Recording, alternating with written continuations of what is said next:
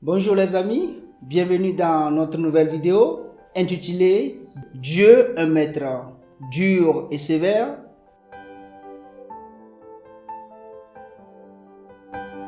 Mais bien avant d'aller sur le vif du sujet, nous allons faire un petit test pour voir quelle image vous avez de Dieu.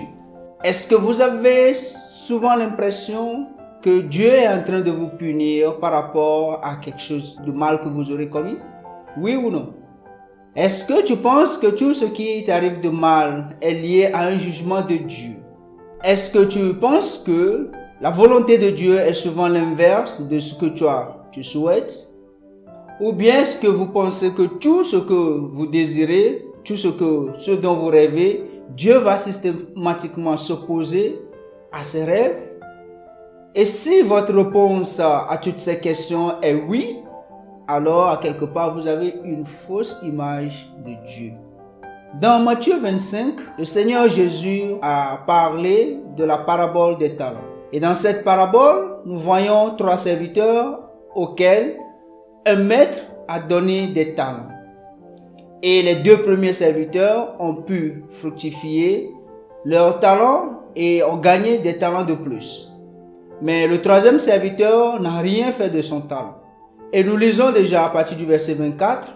Et celui qui avait un talent vint aussi et dit: Maître, je te connaissais. Je sais que tu es un homme dur, moissonnant où tu n'as pas semé et recueillant où tu n'as pas répandu.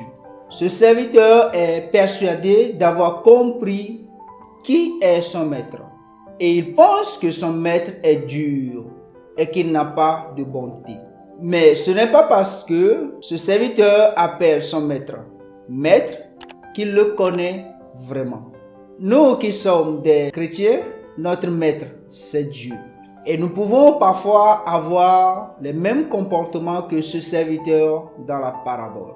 On peut passer par des moments de découragement et penser que les exigences de Dieu pour nous sont trop élevées et inaccessibles pour nous.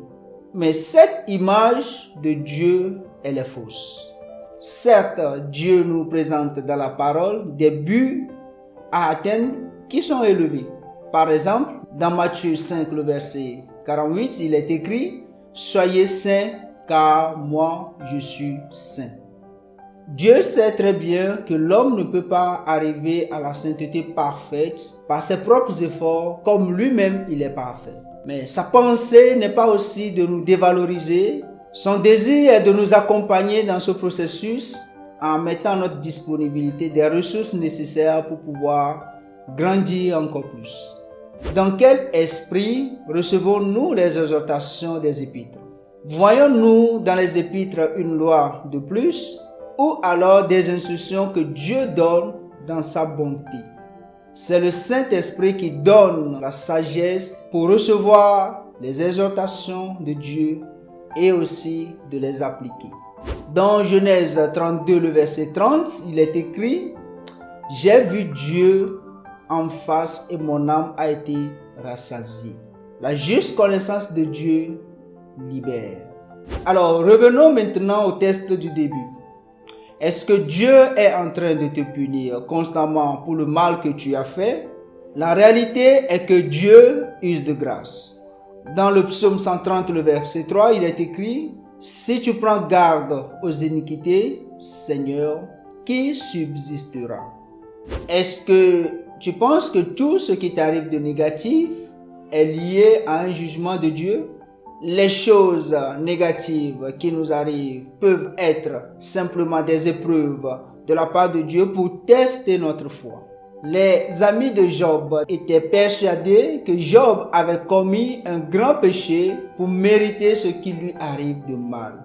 Mais Job répondit, et nous pouvons le lire dans Job 23, le verset 10. « Dieu connaît la voie que je suis. Il m'éprouve, je sortirai comme de l'or. » Si Dieu choisit de nous discipliner comme il est écrit dans Hébreux 12, ce n'est pas parce qu'il veut nous faire du mal, mais c'est parce qu'il nous aime. Enfin, la volonté de Dieu ne s'oppose pas systématiquement à nos rêves, à nos désirs à ce que l'on aime. Mais la volonté de Dieu s'oppose à ce que notre vieille nature aime. Mais si nous laissons le Saint-Esprit agir en nous, nous allons aimer ce que Dieu aime, désirer ce que Dieu désire. Nous serons alors heureux d'accomplir la volonté de Dieu sans contrainte. En conclusion, nous pouvons dire que le fait d'avoir une mauvaise image de Dieu peut nous paralyser et nous voler notre joie. Mais quand nous mettons de côté cette fausse image de Dieu et qu'on lève les yeux vers lui, nous serons remplis d'espérance. Nous nous débarrasserons ainsi de cette pensée que nous ne faisons jamais assez ou bien que nous ne faisons jamais ce qu'il faut.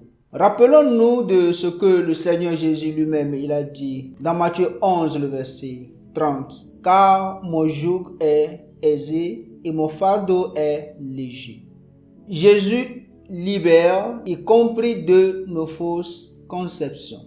Si vous avez aimé notre vidéo, n'hésitez pas de la liker, de vous abonner à notre chaîne, d'activer la notification et de partager cela avec les amis pour que l'évangile puisse toucher plusieurs cœurs.